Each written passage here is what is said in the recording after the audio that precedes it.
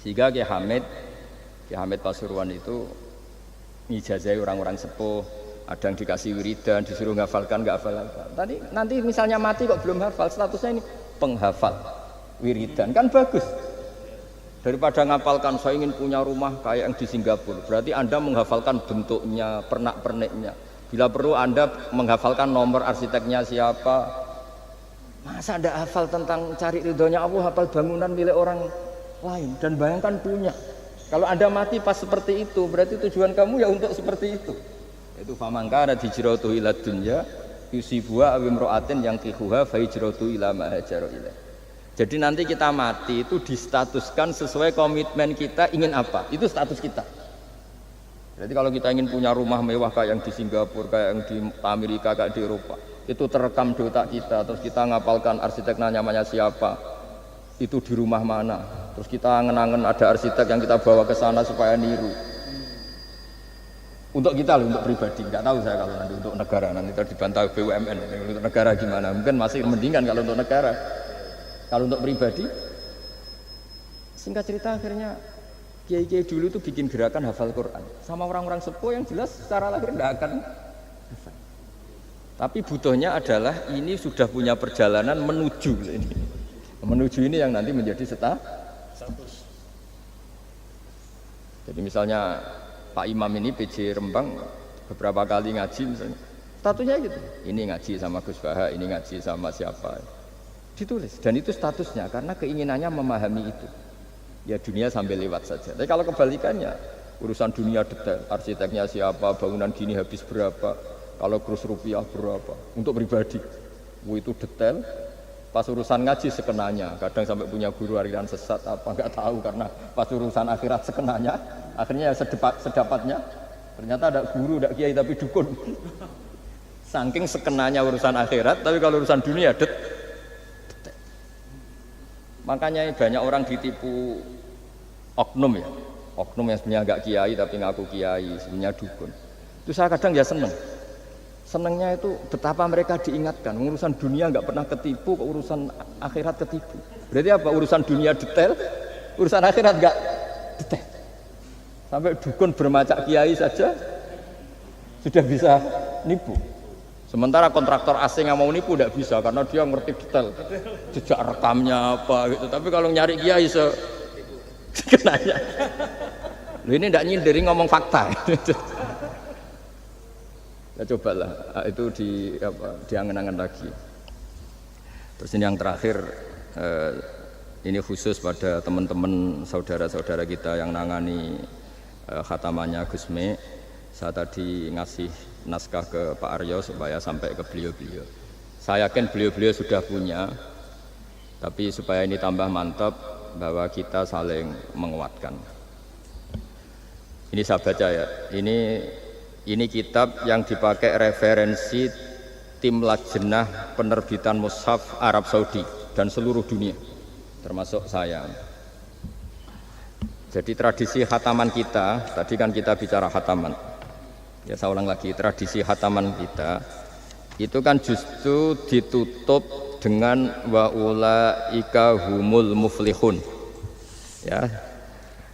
Jadi tidak minal jinnati wan nas, tapi diakhiri wa ulaika humul muflihun. Jadi khataman kita misalnya minal jinnati wan nas, biasanya yang baca Quran terus baca Fatihah, terus awal Baqarah sampai wa ulaika humul muflihun. Nah tujuannya adalah supaya kalau khatam itu memulai lagi. Ya kalau langsung an-nas minal jinnati wan nas berarti dia bangga dengan berakhirnya baca Quran. Pertanyaannya, dengan Anda ketemu Allah, seneng ya jagunganmu aku sebar. Betapa buruknya kita jadi hamba. Kayak kita dulu ketika ngaji, nah baru hore ngajine wis bar, berarti nganggep guru itu problem. Makanya bangsa Indonesia itu ya agak lambat pinter, karena sekolah juga dianggap problem. Pas masuk merengut, waduh sekolah. Pas bubar seneng, waduh wis sekolah.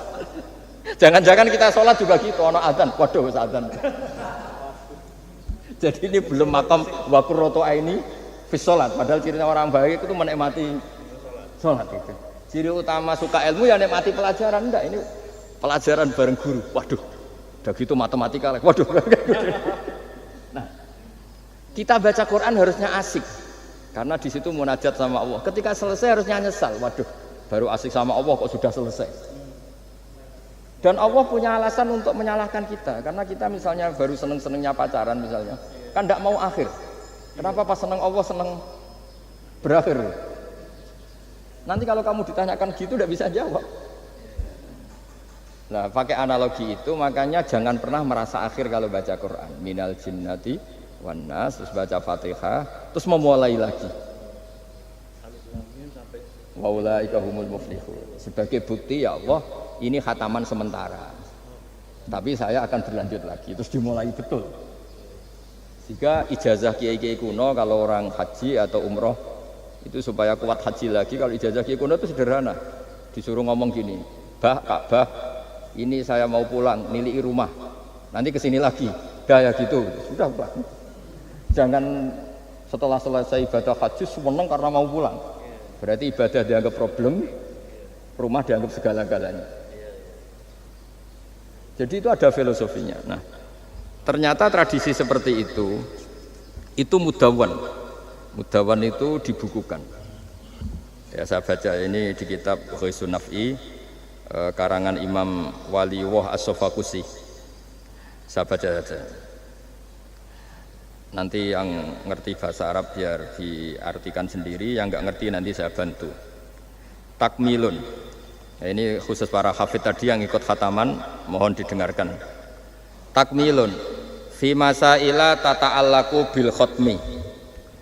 Al-ula sabatan nasu anil maki minirwatil bazi wa kumpul wa ghairihima annaman qara'a wa khotama ila akhirin nas qara'a al-fatihata ilal muflihun min awalil baqarah wasa al-amalu bihada fi sairi biladil muslimin.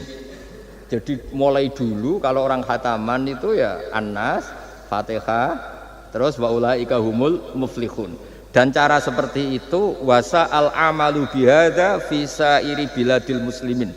Semua negara dunia ya sama seperti itu. Hanya tradisi yang dilakukan bapak saya sampai semua guru-guru kita, guru Quran, termasuk yang di Jantiko dulu, sama sih dulu namanya Jantiko, lama-lama mantap ya. Itu sudah benar itu. Jadi mungkin teman-teman sudah melakukan tapi nggak tahu filosofinya. Ini saya bantu, filosofinya adalah supaya kita tidak merasa mengakhiri baca Quran, tapi sekaligus memulai. Kalau nak kue niat ngakhiri tenan itu seakan-akan kan baca Quran itu problem. Terus ketika berakhir kita senang. Sholat juga gitu Pak Imam. Yang menjadikan umatnya Rasulullah SAW dijamin surga itu diantaranya cara sholat begini Pak Arya. Saya hafal hadisnya itu. Absyiru ya ma'syaral muslimin. Ini kata Rasulullah. Hari ini Jibril muncul dan memberi satu pengumuman yang sangat menggembirakan. Apa itu? Umatku berstatus ya ini kata malaikat Jibril. Umatku berstatus mereka itu fa'alu faridotan wantadharu ukhra. Melakukan satu fardu selesai atau addu faridotan wantadharu ukhra. Jadi misalnya tadi saya sholat subuh, status saya ditulis oleh malaikat Jibril, Hak tadi sholat subuh. Dan ketika saya ditanya, Hak kok ijek urip sampai jam 10, jam 11, ngenteni apa sholat duhur. Ketika sholat duhur selesai, orientasi saya ngenteni sholat asar. Begitu seterusnya. Sehingga statusnya umatnya Nabi adalah addu faridotan wantadharu ukhra. Komitmennya adalah melakukan satu fardu dan menunggu yang lain. Berarti kita dihimpit di dua kebaikan. Kebaikan sudah kita lakukan dan kebaikan yang lain kita cita. Kita sekarang ngasih anak yatim. Di hati kita juga ingin mengasih lagi. Ngasih orang miskin juga gitu. Begitu juga kebaikan-kebaikan yang lain. Sehingga kita dihimpit di dua apa? Kebaikan. Kebaikan yang kita lakukan dan kebaikan yang kita angankan ya atau kita cita-citakan. Ya sudah begitu. Sehingga dengan cara seperti itu orang Islam itu nyaman.